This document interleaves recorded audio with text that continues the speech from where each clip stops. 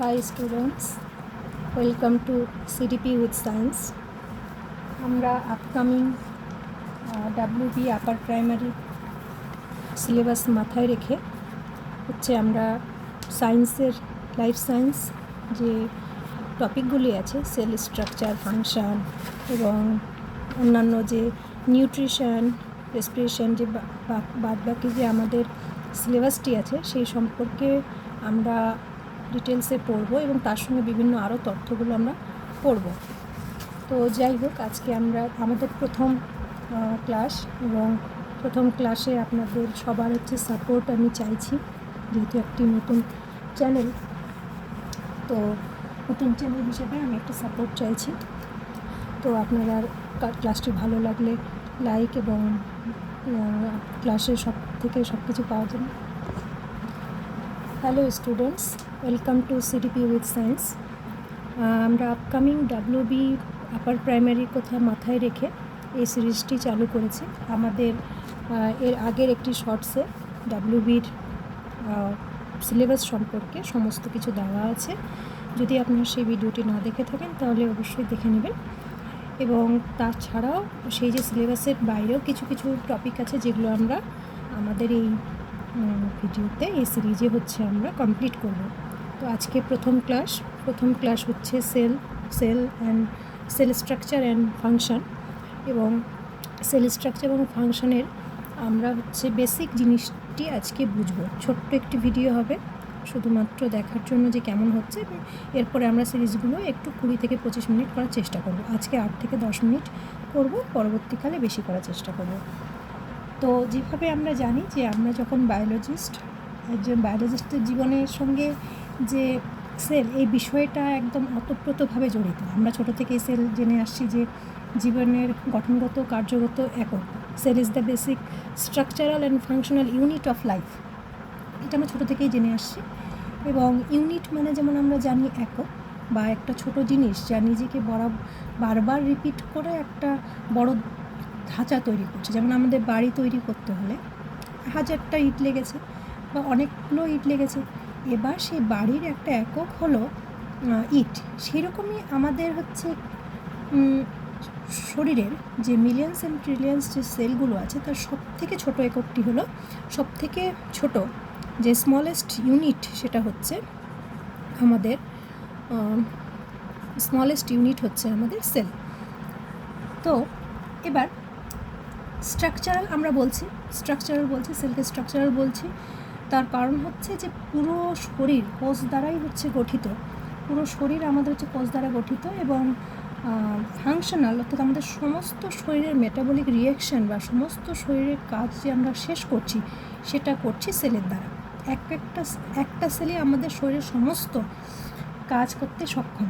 আচ্ছা, অর্থাৎ যে কোনো অর্গানিজম যেখানে যদি আমরা বলি যে সেখানে সে জীবিত, আমরা যদি কোনো একটা বলি যে একটা সেল জীবিত, সেই সেলটাকে আমরা জীবিত বলবো। তার কারণ যে তার মধ্যে সেল প্রেজেন্ট থাকবে। আমার কথা বলার বিষয়টা হলো যে cell is a defining feature of living organism. আমরা বলছি cell is a defining feature of living organism. Defining feature বলছি তার কারণ যে জীবিত হওয়ার জন্য, কোনো একটা অর্গানিজম জীবিত হওয়ার জন্য তার মধ্যে অবশ্যই সেল প্রেজেন্ট থাকবে। আচ্ছা, তো আর সেই কারণে ভাইরাসকে আমরা জীবিত বলতে পারি না। কেন? কারণ ভাইরাসকে আমরা ভাইরাস যখন কোষের বাইরে থাকে তখন সে জড় পদার্থ, এবং কোষের ভেতরে গেলে তখন সে জীবিত হয়, সেই জন্য আমরা তাকে লিভিং সেল বলতে পারি না। আচ্ছা, তো এই যে আমাদের চারপাশে আমরা যে অর্গানিজমগুলোর কথা বললাম, যে অর্গানিজমগুলো যেগুলোতে জীবিত হবে যদি সেল থাকে, তো সেই সব অর্গানিজমকে আমরা দুই ভাগে ভাগ করতে পারি। এক ইউনিসেলুলার এবং দ্বিতীয় মাল্টিসেলুলার। ইউনিসেলুলার মানে এককোষী, ইউনিসেলুলার মানে এককোষী, যেখানে একটা কোষ থাকবে, একটা কোষ দিয়ে তৈরি। যেমন আমরা জানি, উদাহরণ অ্যামিবা, প্যারামেসিয়াম, এটা আমরা জেনে গেছি যে অ্যামিবাতে একটি কোষ দিয়ে তৈরি, প্যারামেসিয়াম একটা কোষ দিয়ে তৈরি। তো এই যে একটা কোষ, এই একটা কোষ ইন্ডিপেন্ডেন্ট এক্সিস্টেন্ট দেখায় এবং performing the essential function of life. মানে আমাদের হিউম্যানে যে অসংখ্য ট্রিলিয়ন্স অফ সেলস আছে, ট্রিলিয়ন্স অফ সেল থাকা যে কাজটা করে অ্যামিবার সেই একটা সেলই সেই কাজটা করে। তো সেই জন্য আমরা বলছি যে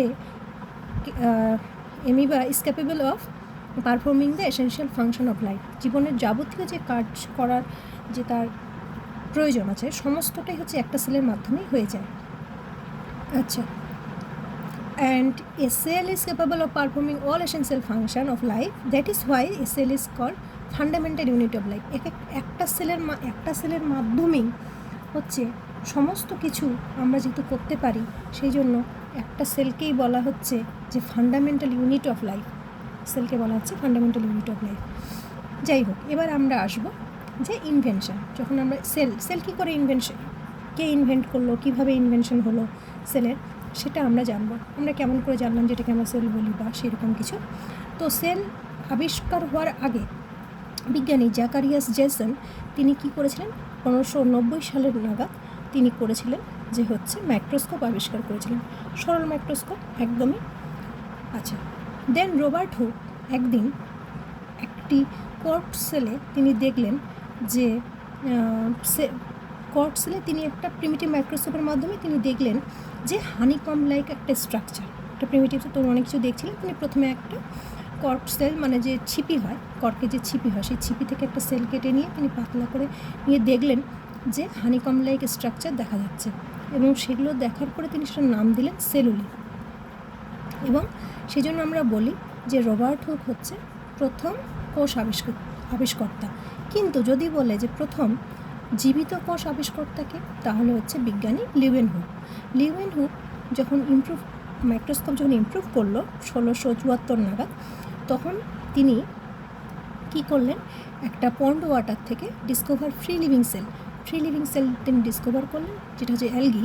সেখানে তিনি দেখলেন জীবিত কোষ আবিষ্কার করলেন। যদি তাহলে আমাদের আসে যে মৃত কোষ, যদি পার্টিকুলারলি আসে মৃত কোষ, তাহলে আমাদের হবে রবার্ট হুক।